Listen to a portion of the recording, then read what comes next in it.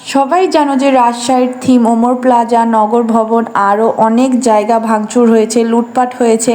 তো আমি যেহেতু রাজশাহীতেই থাকি, তো আমাকেও তো সেখানে যেতে হবে, তাই না?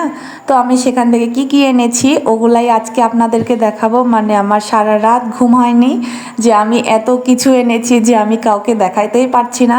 তো ভাবলাম যে আমি একটা ভিডিও বানিয়ে নিই, যে সবাইকে দেখাই কি কি এনেছি। আর এই ব্যাগটা কিন্তু আমার, তো ব্যাগটা খুলে নিই। মানে আমার ব্যাগের মধ্যে সব কিছু সুন্দর করে গুছিয়ে রেখেছি। আমার নিজেরই অনেক আনন্দ লাগছিল যে এত কিছু আমি নিতে পেরেছি। আর একটা কথা, যে আমার সংসার আছে, ছেলে মেয়ে আছে, তো আমি যেটা পাবো সেটাই নিয়ে নেব। আমার সব কিছুই কাজে লাগবে। আমার যে সবসময় ভালো কিছু নিতে হবে আর কোনো মানেই নেই। তো আমি থিম ওমর প্লাজাতে প্রায়ই যাইতাম, তো যে আমার যত কিছু দেখতাম সবই ভালো লাগতো। তো এই ব্যাগটা আমি পেয়ে গিয়েছি, মানে ব্যাগটা আমার কাছে এত ভালো লেগেছে, তো এই ব্যাগটা ছাড়া যায়, ব্যাগটাও নিয়ে নিয়েছি। আমার তো সারা রাত শুধু চোখের সামনে ভাসছে, এত দামি একটা ব্যাগ আমি পেয়ে গিয়েছি। কিন্তু এই যে মাঝখানে একটু ছেঁড়াছাটি ছিল, ওগুলা কোনো ব্যাপার না। ওগুলা মানে থিম ওমর প্লাজার জিনিস, একটু ছেঁড়াছাটি মানেও অনেক দামি, তাই না? তো আমি এটা সুন্দর করে নিয়ে নিয়েছি। ও আর একটা কথা, আমাদের দেশ কিন্তু স্বাধীন হয়েছে, সেই কথা সবাই জানেন। তো আমিও মহা খুশি এই স্বাধীন হওয়ার দিনে। তো তারপরে আমি ব্যাগটা খুব ভালো করে দেখাচ্ছিলাম সবাইকে। আমার তো ইচ্ছা হচ্ছিল যে সবাইকে একদম লাইভে আমি সুন্দর করে দেখাই দিই। ভাবলাম যে না, অত সরাসরি না দেখিয়ে একটু ভিডিও করে দেখাই। তারপরে আমি কি বের করব ভাবছি, মানে ব্যাগের মধ্যে এত কিছু ছিল। তারপরে তো এই ঝুড়িটা দেখাইলাম। ওই যে আমি বললাম না যে আমার সংসার আছে, আমি যা পাবো সেটাই নিয়ে নিব, আমার সব কিছুই কাজে লাগবে। তো এই ঝুড়িটাও আমি নিয়ে নিয়েছি, মানে এই ঝুড়িতে অনেক কিছু রাখতে পারবো, তাই না?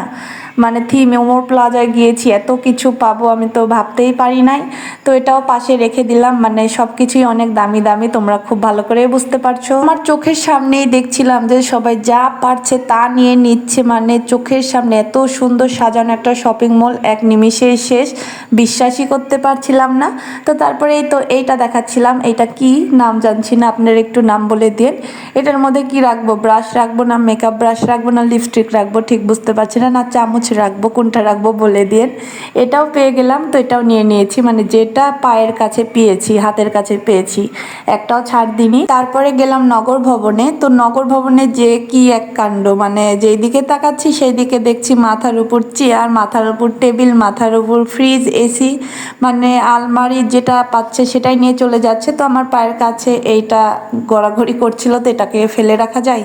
তো এটাও আমি নিয়ে নিলাম, যে আমার সংসারে কাজে লাগবে। আর এখানে কিন্তু এই বেলচাটা একটু ভাঙা ছিল, ওটা কোনো ব্যাপার না, কারো পায়ের নিচে পড়ে ভেঙে গিয়েছে। তো আমিও সেটা কোনো ব্যাপার মনে না করে নিয়ে নিয়েছি, পেয়েছি তো কিছু একটা, তাই না? তো তারপরে কি বের করব, এই তো এইটা পেয়ে গিয়েছি। মানে আমার ঘরে যত গ্লাস আছে, আয়না আছে, এগুলো সব পরিষ্কার করতে পারবো, তাই না, সুন্দর করে।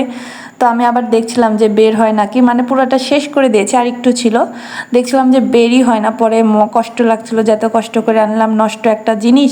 পরে অনেক কষ্ট করে দেখছিলাম যে না, বের করতে পারছি, মানে খারাপই লাগছিল যে আমি এত কষ্ট করে অত দূর থেকে নিয়ে আসলাম, যদি নষ্ট হয় কেমন।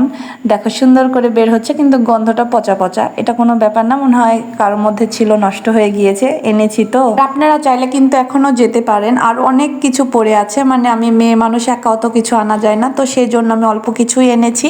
তো তার মধ্যে ছিল এই তো এই ঝাঁটা। এই ঝাঁটা দিয়ে আমার কত কাজ হবে, তাই না? আমার ঘর ঝাড়ু দেওয়া হবে, বিছানা ঝাড়া হবে। আর হ্যাঁ, এই যে রাজশাহীর মানুষরা, আপনারা কি করছেন ঘরে বসে? হ্যাঁ, আমার মতো নেমে পড়ুন রাস্তায়, এরকম ব্যাগ ভর্তি জিনিস আনতে পারবেন। তো আজকের ভিডিওটি এই পর্যন্তই। আল্লাহ হাফেজ, সবাই আমার জন্য দোয়া করে